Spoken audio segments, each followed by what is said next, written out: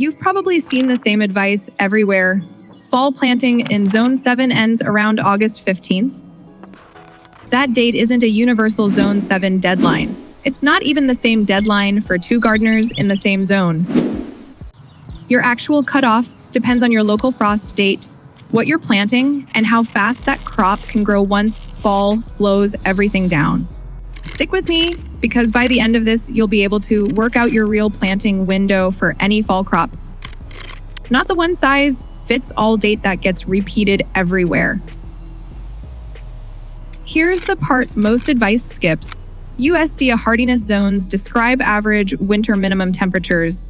They're not planting calendars, so two Zone 7 gardens can have very different frost timing. Zone 7A in Virginia averages a first frost around October 15th to October 25th. Zone 7B runs later, late October into early November. Knoxville sits around October 17th. Chattanooga's closer to the 21st. And Memphis, depending on which year and which station you check, can land anywhere from the earliest frost on that list to the latest. That's a 3-week spread inside Virginia's Zone 7 alone. If you're planning around Zone 7 instead of your actual city's average first frost, you're planning around the wrong number. This matters more than it sounds like it should, because a lot of fall planting advice treats the whole zone as one climate. It isn't.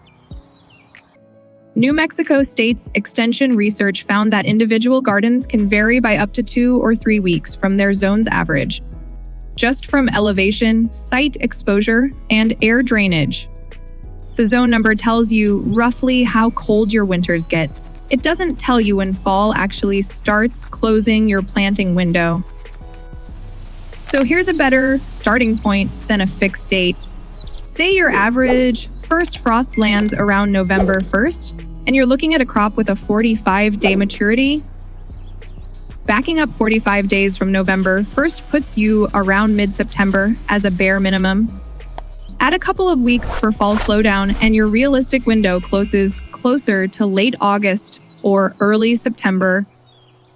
Not because some rule says so, but because that's what the crop actually needs once you account for slower fall growth.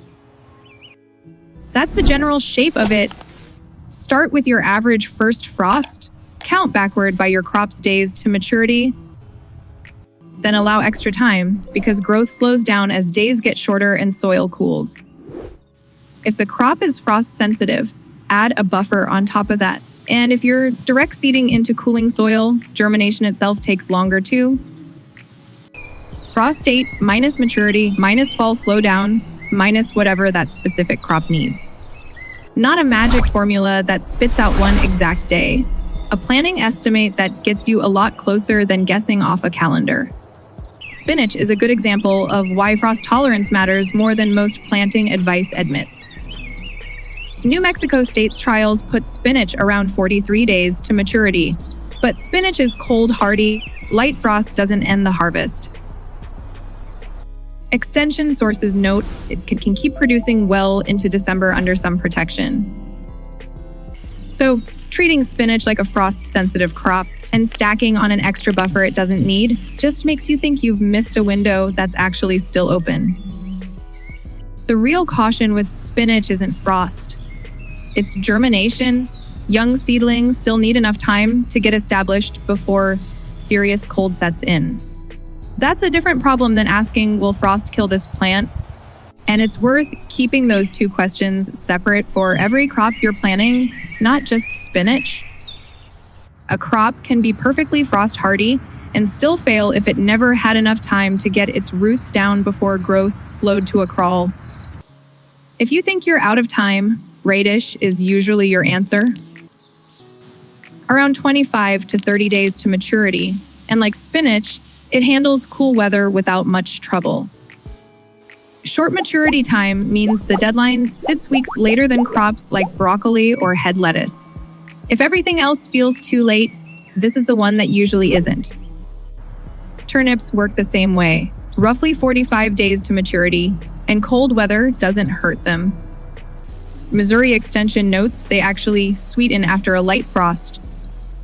Between radish and turnips, you've got two solid options, even when your calendar feels like it's running out, and neither one needs that frost tender buffer spinach's cousins sometimes do. Garlic breaks the whole too late question because it isn't playing the same game. You're not racing frost with garlic, you're planting because of it. Maryland Extension recommends mid to late October. Minnesota's guidance is about 1 to 2 weeks after your first killing frost. Garlic goes in the ground in fall and comes out the following summer. So for garlic, fall isn't the deadline. It's the starting line. There's one more variable that changes everything: soil temperature. A 43-day crop doesn't behave like a 43-day crop once you plant it late into cooling soil because germination itself slows down. Oregon State's germination data shows lettuce can take about a week to emerge around 50 degrees Fahrenheit, but closer to 2 weeks around 41 degrees. Spinach follows a similar pattern. Extension guides build in that extra fall time for one concrete reason: slower emergence in cold soil. Days to maturity on the packet is your starting point, not a stopwatch.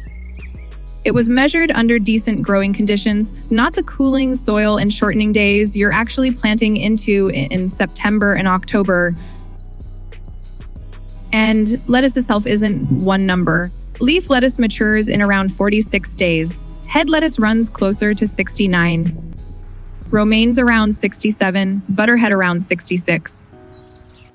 Same seed rack, 3 weeks of difference, which is exactly why the maturity number matters more than the crop name on the packet. If your calculation puts you right at the edge, protection can move that deadline, just not by some fixed, guaranteed number of days. A row cover mainly helps with a narrow miss and light frost protection per NC State season extension data. A low tunnel can stretch the season by roughly a month. Illinois' extension puts a cold frames extension at a month or more. A hoop house goes further still. None of these guarantee an exact number of extra days. What they do is buy you real room when your calculation says you're close, but not quite there. The bigger the structure, the more it protects, but also the more setup it takes, so match the protection to how close you actually are. A crop that's a week past its estimated window probably just needs a row cover. A crop that's a month past probably needs something more serious, or it's genuinely time to wait for spring rather than fight the season with more plastic and hope. Here's the actual process. For any fall crop, find your local average first frost date, your city, not your zone. Check the real days to maturity for your specific variety, not just the crop name. As we saw with lettuce, that number can swing by weeks. Factor in fall slowdown and whether the crop is frost hardy or frost sensitive. Then decide if protection makes sense for what's left. Run that once, and you'll know a lot more than anyone following a fixed calendar date.